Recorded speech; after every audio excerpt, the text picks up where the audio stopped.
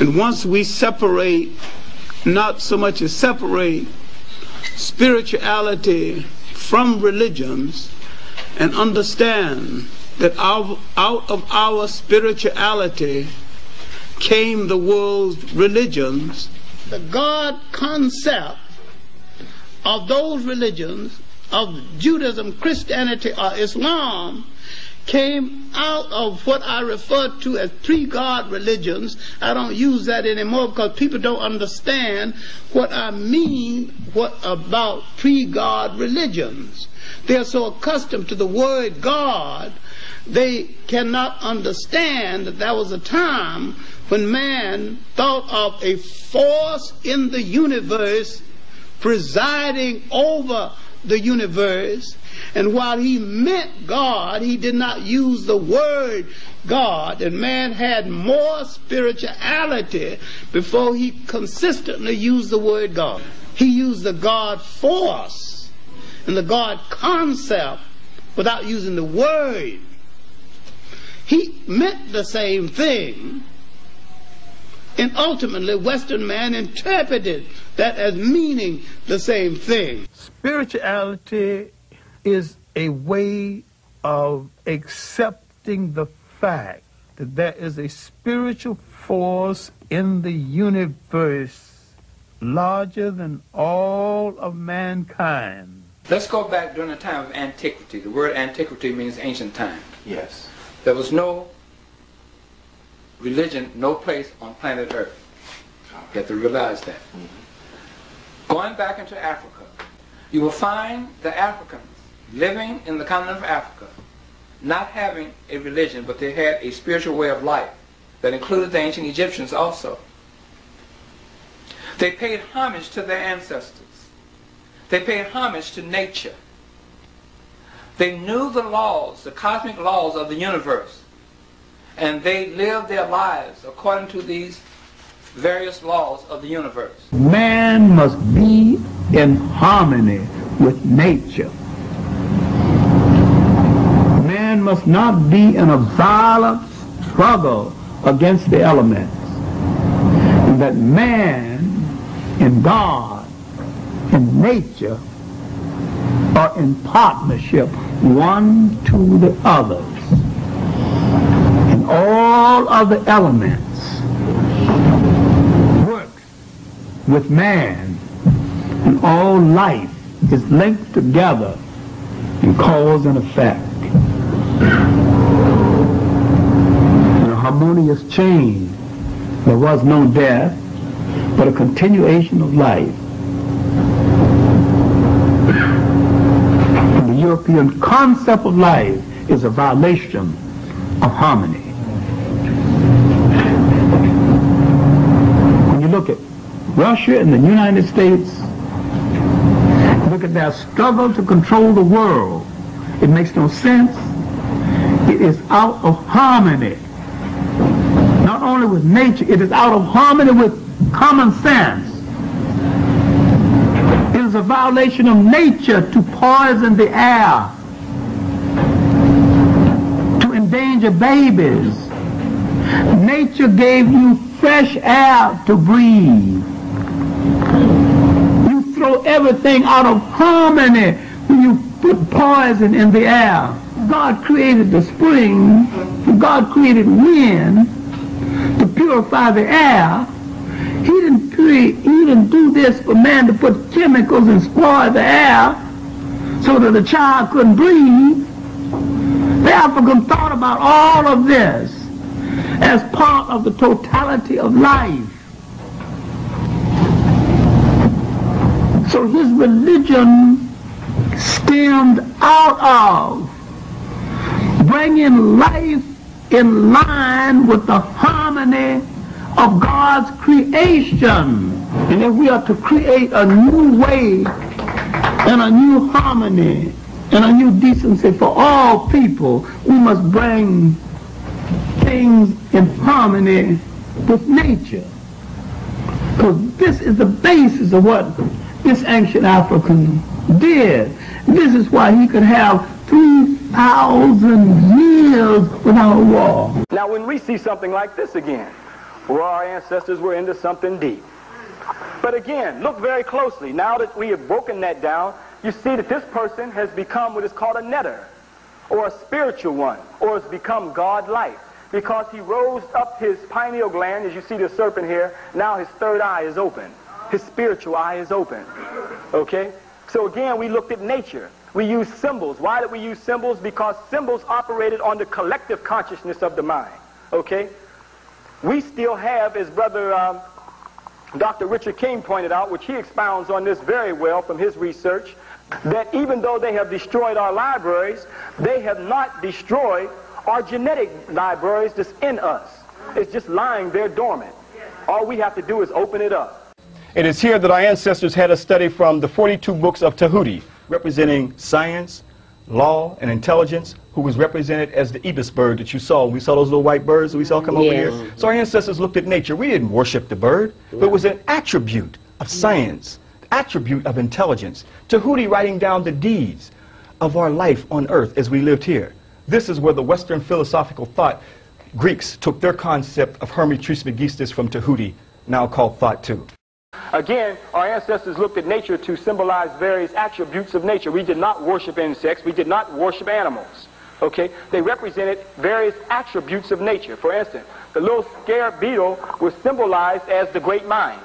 Why? Because the top of the little scarab beetle was identical to the top of the cranial cavity of the brain. So the little scarab was looked at as the great mind of Ptah. That was Ptah's symbol, the scarab that created the universe. Also how the scarab, okay, would roll up his dung, okay, and make the sun. That was a symbol of being self-created, because the eggs would have to feed from the dung, and that was a symbolic as being self-created. Now, when we see something like this, we say, I sure don't understand what our ancestors was doing back in those days. They put this big bug on this body. What in the world is this? What you see here, remember I said, in the beginning, God created the heavens and the earth was without form and void, and the Spirit of God moved across the deep. Okay? So we see nothing but darkness. The scarab symbolized Ptah, black. The red body symbolized the sun that was created. Our ancestors saw ourselves in relationship with that of nature.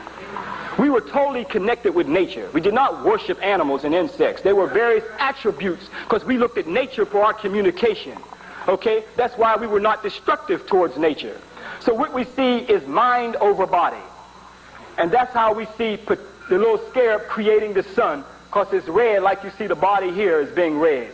The body was looked at as the great sun. That's why you call your sun the sun today. Symbolized as that sun. Okay? So here we see the little scarab rolling up the dung was symbolic as how Ptah rolled up the sun in the universe and created the light. This was all symbolic and all various attributes. We need to look back and study our origins and where we came from.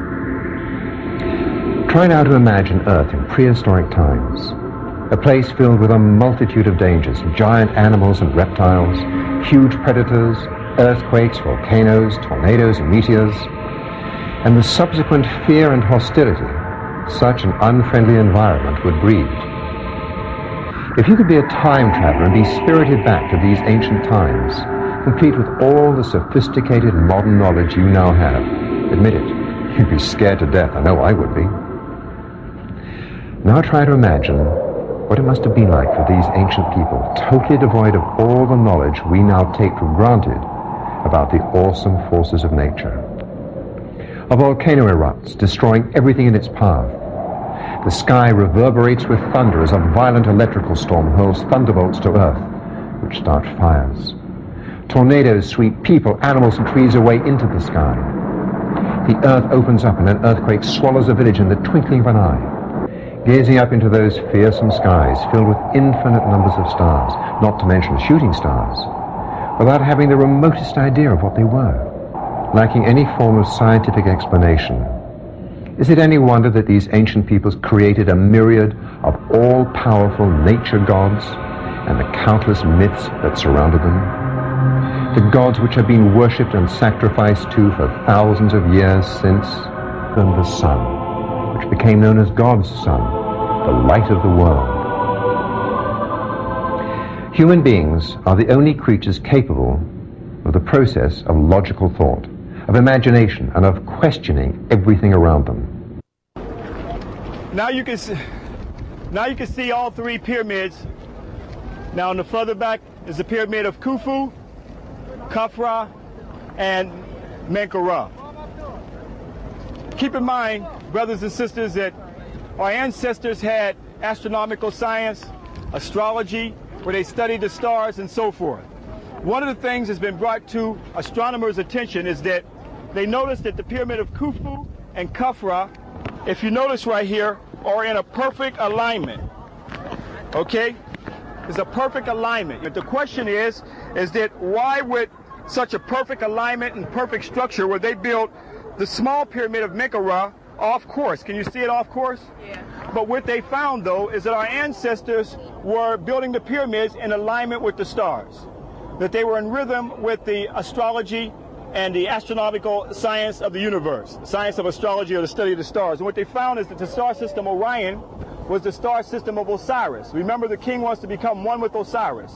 So by aligning the pyramid of Khufu, Khafra, and Menkaure with Orion, and that's why they built the pyramid of Menkaure slightly over and not in alignment, because the pyramids were built off of the alignment of the star system Orion. The star system Ceres was Isis. So our ancestors, in essence, were building heaven on earth. They were taking the science of the stars and building the pyramids exactly as they saw the heavenly body, or the cosmological universe. Figure out why Menkaure's pyramid was not in a perfect alignment, but it fits with the alignment of the star system Orion. As well as the other pyramid layout, it fits into the constellation that our ancestors saw of Osiris. And that is the constellation of the man that they have today as a figure of a man. So you can take and put the star system Orion right over the pyramid of Khufu, Khafra, and Menkaure and see why they had the alignment of Menkaure slightly over, because it fit with the star system Orion, because the purpose was for the soul to ascend into heaven, for the spirit to ascend into heaven, to become one with Osiris. And the star system Orion was connected with Osiris. Keep in mind that the star system Orion was aligned perfectly with the chambers of the pyramids that we're going to deal with later on in our lecture series when we get into it. So this is serious knowledge to show you how profound our ancestors saw that they were building and with the constellation of the universe. Tomorrow when you go into Saqqara, you're also going to see the pyramid of Unas, showing the first concept of ascension into heaven. Long before there was Christianity, long before there were little white angels with wings under, that we get a concept that we're going to go to heaven, Unas already had the concept of ascension into heaven, or a spirit going into heaven, known as astrotheology. So this is what our ancestors saw, the soul becoming one with the great god Osiris in the constellation of Orion, which was the symbol for Osiris. And the star system Ceres was for Isis. Powerful astronomical knowledge that our ancestors had, showing how in tune our ancestors were with the heavenly bodies. In essence, building heaven on earth. Spirituality is a way of accepting the fact that there is a spiritual force in the universe larger than all of mankind. But someone had to come along and invent a word called God. And someone had to say of another God and say, mine is better than yours. And someone had to create faith. Someone said, I have the true faith. Religion is the organization of spirituality into something that became the handmaiden of conquerors. Nearly all religions were brought to people and imposed on people by conquerors and used as the framework to control their minds. My main point here is that if you are the child of God and God is a part of you, then in your imagination, God's supposed to look like you.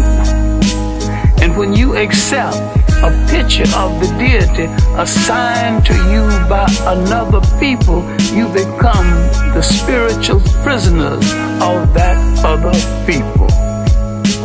The representation of God should always be the gray. It should always be the black, because it can produce produce all things. The representation of God should always be the great. It should always be the black, because it can produce all things. The representation of God should always be the great.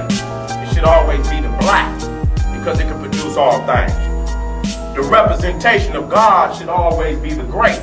It should always be the black, because it can produce all things.